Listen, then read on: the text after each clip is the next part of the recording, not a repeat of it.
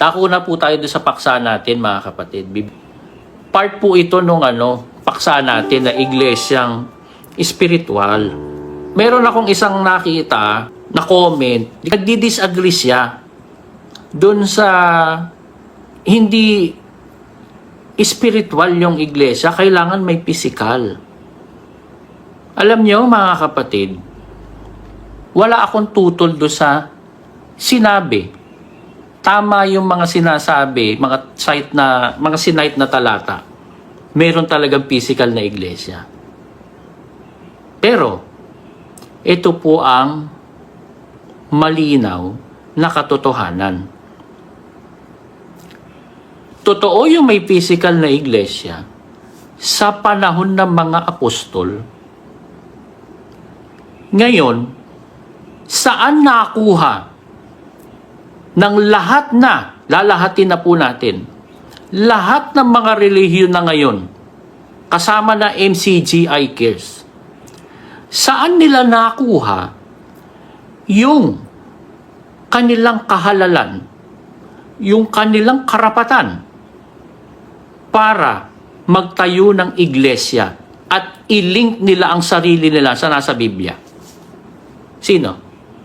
Saan kayo kukuha ngayon ng katunayan ninyo na kayo ang talagang samahang literal dati na iglesia ng Diyos? Nasaan? Hindi mo kailangang i-prove yun. Bakit? Kaya nga ang Panginoong Hesukristo, kaya nga doon sa talata di ba? Ito ang nasa likuran ko. Siya ang magbabautismo sa inyo sa Espiritu at apoy. Bakit? After na nung literal na iglesia, wala na. Wala na. Di magiging unfair sa mga Muslim. Hindi naman doon open ang Biblia. Ngayon sasabihin, kasi may ibang paraan. Yun na nga yun Kaya nga ang bagong tipan, nakasulat sa puso. Yun na nga yun. The very reason yung kino-contest mo na merong ibang paraan doon, hindi mo masasabing kapatid yun ni Kristo. Ha? So ibig sabihin, dalawa langit. Nakuha niyo yung common sense, mga kapatid. So may isa, hindi kapatid si Kristo, maliligtas. Merong isa, kapatid si Kristo, maliligtas. Pwede ba yon? Pwede ba yon? Kasi nga ang bagong tipan nakasulat sa puso ng tao. Yan.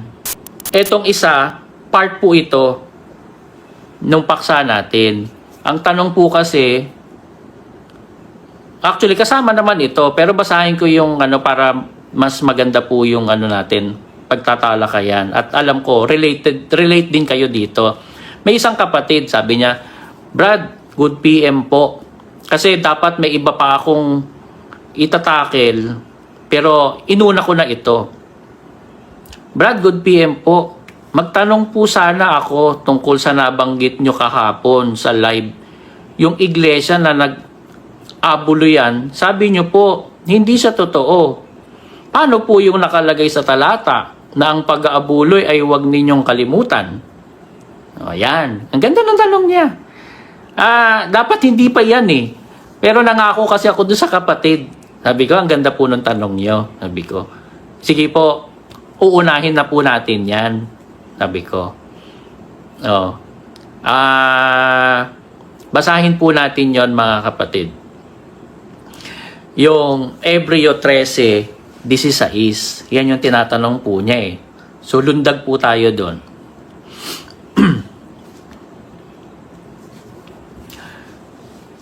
Datapwat, ang paggawa ng mabuti at ang pag-abuloy ay huwag ninyong kalimutan, sapagkat sa mga gayong hain, ang Diyos ay totoong nalulugod. Kaya mga kapatid, huwag po natin kakalimutan.